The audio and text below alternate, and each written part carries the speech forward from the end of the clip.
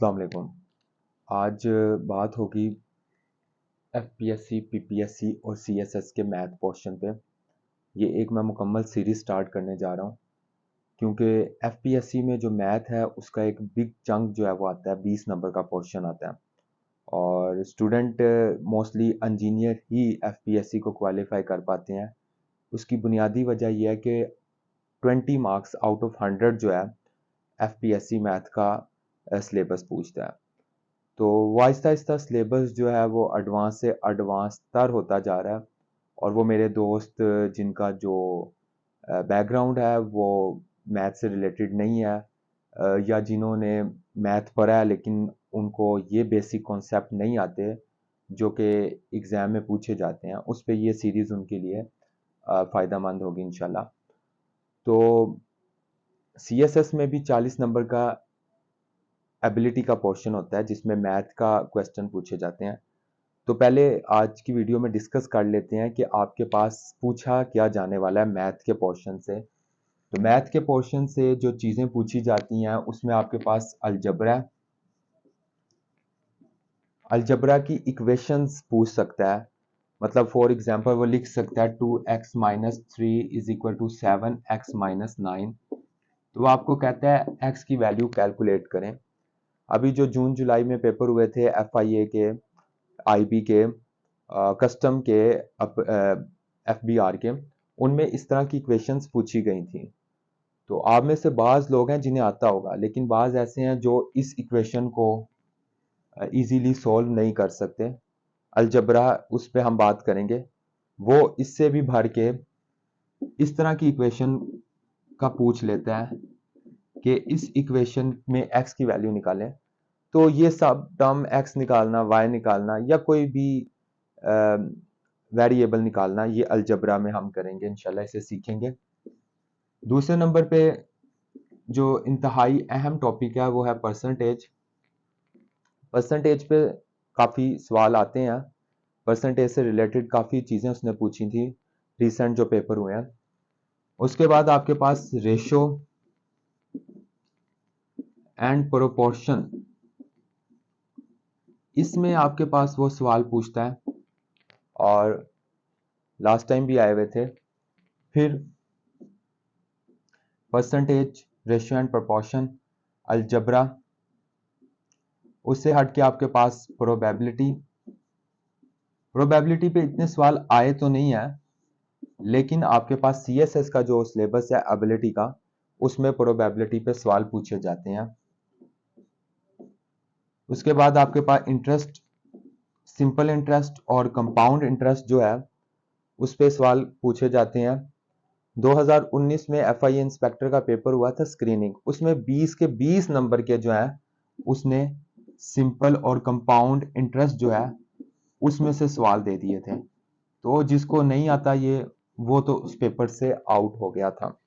इसके अलावा आपके पास एवरेज। फिर सबसे अहम जो अब रिसेंट उसने देना शुरू किया वो है सीरीज। तो इसे सीरीज एंड सीक्वेंस, ये उसने क्वेश्चन देना शुरू किया। तो जिन लोगों ने एफएससी में मैथ बेहतर अंदाज में नहीं पढ़ी उनके लिए ये प्रॉब्लम करते हैं। तो इसमें से सवाल आए थे। इससे हट के आपके पास अर्थमेटिक मीन, बात ऊपर ही है, अर्थमेटिक मीन भी ऊपर वाली ही चीज है, उसमें सवाल आते हैं। उसके बाद आपके पास प्रॉफिट एंड लॉस।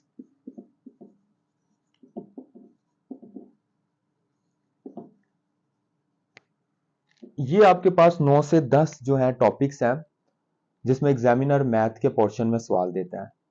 तो वन बाय वन इसे मैं अपनी अपकमिंग वीडियोस में इन सबको सॉल्व करूंगा, आपको एग्जांपल्स लेके समझाऊंगा, इनका बेसिक कॉन्सेप्ट क्या है उस पे बात करेंगे।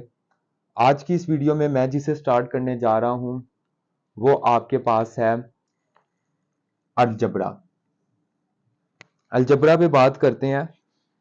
अलजबरा क्या होता है और इसके सवाल आपके पास पेपर में आते कैसे हैं, और आपके पास दो या दो से ज्यादा इक्वेशंस हों तो उनकी आप वैल्यू कैसे निकालेंगे, उसको आज देखते हैं।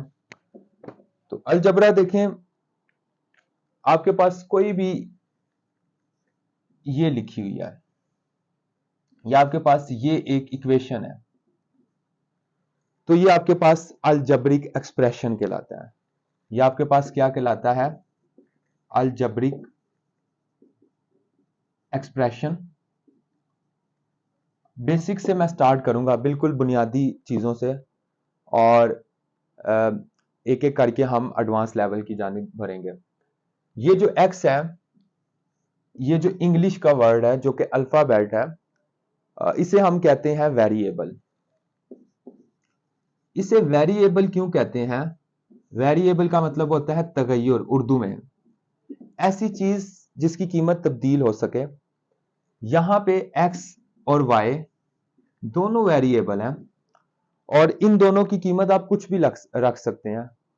बात की जाए, एक्स की 1 भी हो सकती है, 2 भी हो सकती है, 3 भी हो सकती है, 4 भी हो सकती है। वेरिएबल ऐसी चीज होती है जिसकी वैल्यू वेरी करती है, इसलिए हम उसे वेरिएबल कहते हैं। और जो आपके पास नंबर्स होते हैं, जैसे ये 2 नंबर है, इसे हम कहते हैं कांस्टेंट। कांस्टेंट जो है, इसकी वैल्यू तब्दील नहीं होती, ये वैल्यू कांस्टेंट है, चेंज नहीं होती। 2 है तो 2 ही होगा, 2 को आप 3 नहीं लिख सकते। लेकिन एक्स की वैल्यू किसी सवाल में आंसर में 3 आएगी, कहीं पे 4 आएगी, कहीं पे 5 आएगी, माइनस में होगी। इसका मतलब 2 जो है वो कांस्टेंट है, उसकी वैल्यू चेंज नहीं होगी। वेरिएबल जो है उसकी वैल्यू चेंज होती रहेगी एज पर क्वेश्चन। उसके बाद इसकी बात करते हैं। ये 2 कांस्टेंट है, ये x वेरिएबल है, और जो वेरिएबल के ऊपर कांस्टेंट होता है उसे हम कहते हैं पावर। उसे हम कहते हैं पावर, जिसे उर्दू में हम कुव्वत नुमा कहते थे, कि ये x की पावर है, x की इतनी पावर है। जैसे जैसे वैल्यू बढ़ती जाएगी, पावर उसकी बढ़ती जाएगी, x की पावर बढ़ती जाएगी, x की वैल्यू बढ़ती जाएगी। तो ये सिंपल आपके पास कहलाती है अलजेब्रिक एक्सप्रेशन, और इसे अलजेब्रिक इक्वेशन भी कहते हैं। जब इक्वल आ जाए तो ये इक्वेशन है, और अगर इक्वल नहीं है तो दिस इज अलजेब्रिक एक्सप्रेशन।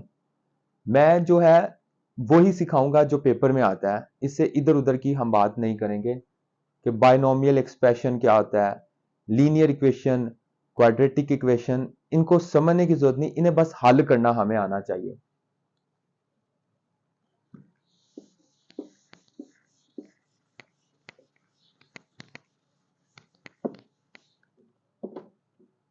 तो एक क्वेश्चन करते हैं कि x की वैल्यू आपने निकालनी है। For example x minus 2 is equal to 3x plus 5। यह आपके पास अलजेब्रिक एक्सप्रेशन है, अलजेब्रिक इक्वेशन है। अब आपके पास वेरिएबल कितने हैं? एक ही वेरिएबल है, और वो क्या है? x। वेरिएबल क्या है? x। अगर एक पूरे एक्सप्रेशन में एक ही वेरिएबल हो तो उसे हम एक इक्वेशन में सॉल्व कर सकते हैं, क्योंकि ये इक्वेशनें कितनी है? ये सिर्फ एक इक्वेशन है, एक मसावात है। इस एक इक्वेशन में वेरिएबल वेरिएबल अगर एक ही है तो एक इक्वेशन चाहिए। अगर इसमें 2 वेरिएबल होते, फॉर एग्जांपल इसमें y भी आ जाता, तो 2 वेरिएबल्स के लिए कितनी इक्वेशन सॉल्व करने के लिए दरकार होंगी? 2। तो इस तरह जितने वेरिएबल बढ़ते जाएंगे, इक्वेशंस भी उतनी चाहिए उसको सॉल्व करने के लिए। यहां पे अननोन जो है वो x है, x की वैल्यू हमें नहीं मालूम कि 1 है या 2 है या 5 है या 8 है।